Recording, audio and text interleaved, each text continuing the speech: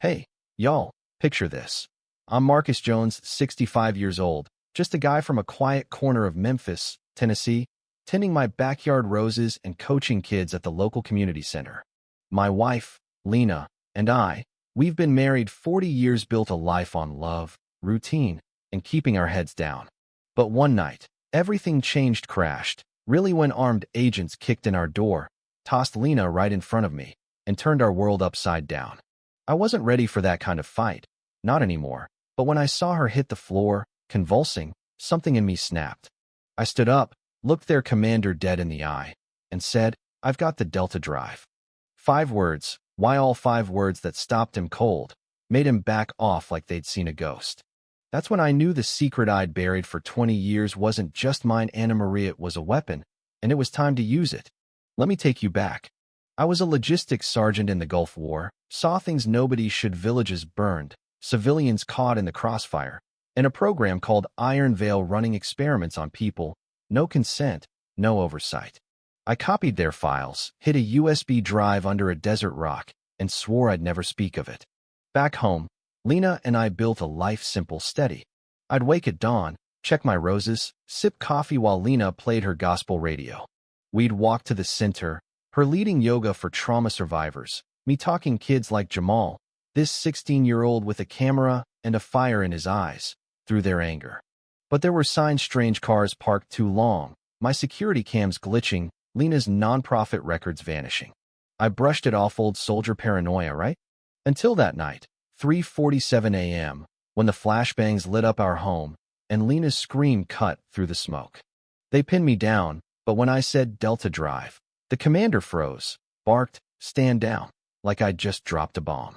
They left, but Lena was shaking, her heart racing from the taser. I held her, whispering, "We're okay," but I knew they'd be back. We weren't alone, though. Jamal had filmed the whole raid from across the street, his lens catching the commander's face go pale. "That kid, he's got guts," posted it online, #WhyTheRand trending by morning. Then there's Officer Tanya Reed, a beat cop who knew me from community cookouts, who started digging and found no record of that raid, no warrant, no nothing. She slipped me a file on Iron Veil, now a private contractor with Pentagon ties, led by a snake named Victor Kane.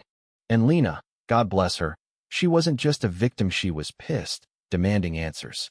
So I dug up the Delta drive from under our bedroom floor, handed it to Jamal's cousin, Eli, a tech whiz who cracked its encryption. What we found: proof of Iron Veil's black site's secret labs in places like rural Kentucky, testing drugs on detainees, funded by our taxes.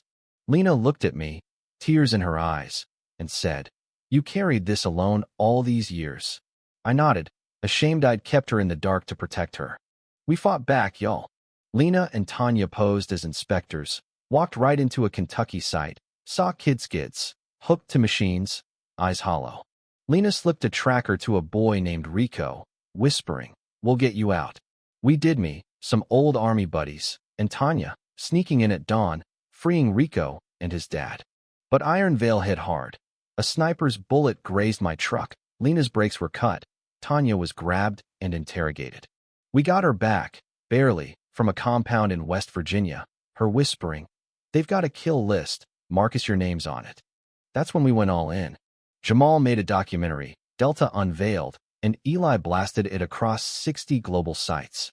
It exploded, millions downloaded it, hackers leaked Iron Veil's dirty money trails, and protests hit DC, folks chanting, "Delta is truth."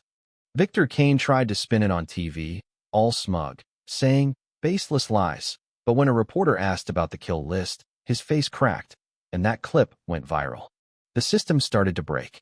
Congress called me to testify. I laid out the ledgers. My old friend Reggie, a janitor at Iron Veil's HQ, had smuggled out names, dates, payoffs linking Kane to senators. By month's end, Iron Veil was done. Kane indicted, their offices raided. Lena and I went home to Memphis, our block throwing a barbecue, banners calling us truth warriors. Lena turned our yard into a healing garden, each plant named for a victim, a place for folks to grieve, to hope. One night, a kid, maybe 12, showed up, notebook in hand, saying, "My teacher says you're heroes." Lena smiled, invited him in for cocoa, and I thought, damn, We did something real. But I still keep that Delta drive locked away, 'cause men like Cain? They don't vanish, they regroup. So what's it worth to you? Exposing a truth that powerful? Drop a comment. Tell me, would you risk it all for justice? Or is it safer to stay quiet? Hit that subscribe button. Let's keep this fight alive.